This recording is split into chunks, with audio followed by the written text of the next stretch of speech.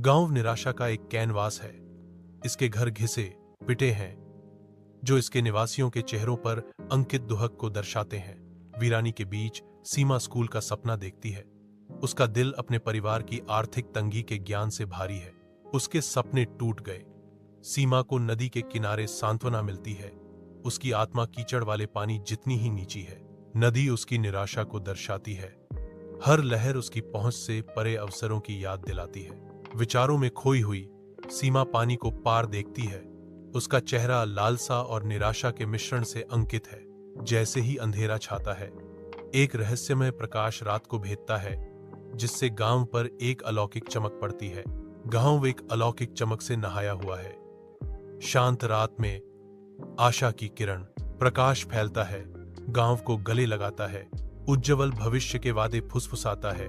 गांव के दिल में सीमा को प्रकाश की कोमल प्रेरणा महसूस होती है। सीमा को लगता है कि प्रकाश उसे स्कूल जाने के लिए प्रोत्साहित कर रहा है। सीमा अब नए साहस से भरी, ज्ञान से प्रकाशित भविष्य की कल्पना करने लगती है। गांव अब उज्जवल सपनों के जागृत होने और प्रकाशित रास्तों के प्रतीक के रूप में खड़ा है। सीमा अपनी डेस्क पर बैठती है। उसकी भौहें एकाग्रता में तनी हुई हैं, क्योंकि वह अपनी किताबों पर ध्यान देती है। वह ऊपर देखती है।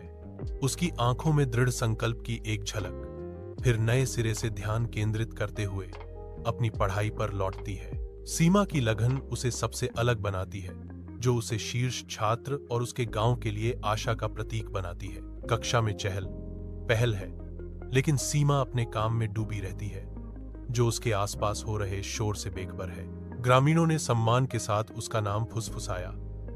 उसमें एक उज्जवल भविष्य की संभावना देखी। सीमा की सफलता कक्षा की दीवारों से परे गूंजती है, जो उसके समुदाय के दिलों में सपने और आकांक्षाएं जगाती है।